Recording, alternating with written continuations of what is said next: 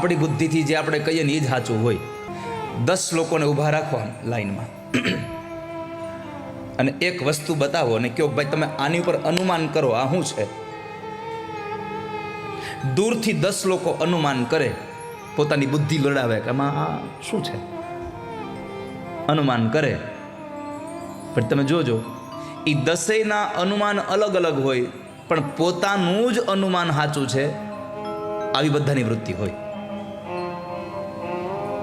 એમ અહીંયા આ ધૂંધુલી છે, પોતાની વાત જ સાચી છે આવું સાબિત કરનારી છે. ક્લેશ પ્રિય છે, વાત વાતમાં ઝઘડો કરે.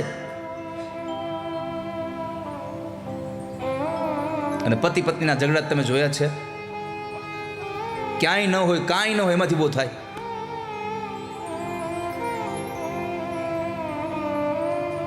કલહ પ્રિય,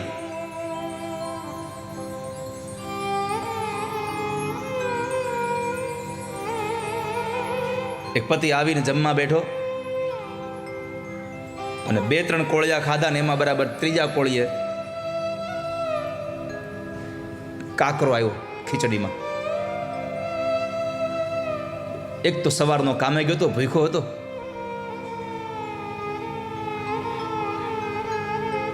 એટલો ક્રોધ આવ્યો પતિને, બોલ્યો એલી ભગવાને તને આ કપાળમાં 2 નથી આપી? એક તો હવારના કામે ગયા હોય, સાંજે આવીને જમવા બે ત્યાં આ ખીચડીમાં કાકરા આવે. આંધળી છો તને કાકરા ન દેખાતા? આ સમય પત્ની શું કહેવું જોઈએ કે હવે જોઈને કરીશું, આગળ કોઈ ધ્યાન રાખીશું. પણ કલહ પ્રિય હોય ને શું કે અમને ભગવાને આંખું નથી આપી તો હું તમને 32 દાંત નથી આપ્યા, ચાવી જાવ નહીં? અહીંથી ઊભું કરે. કૃપણા કલહ પ્રિય, કૃપણા કલહ પ્રિય. જે જગ્યાએ નમતું લેવાનું હતું ત્યાં એણે ઉગ્ર બની ગયા.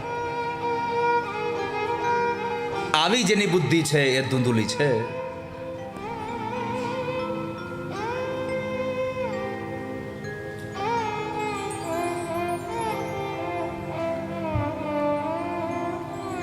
આત્મદેવ દુઃખી છે, કારણ ધૂંધુલી નામની પત્ની દ્વારા એને એક દીકરો ન થયો. અને વાલા વૈષ્ણવો, જ્યાં સુધી આ આત્મારૂપી પુરુષને આ બુદ્ધિરૂપી સ્ત્રી દ્વારા વિવેક નામના દીકરાનો જન્મ નહીં થાય ત્યાં સુધી આ આત્મદેવ કોઈ દી સુખી નહીં થાય. પૈસો તમે ગમે તેટલો કમાઈ આવશો,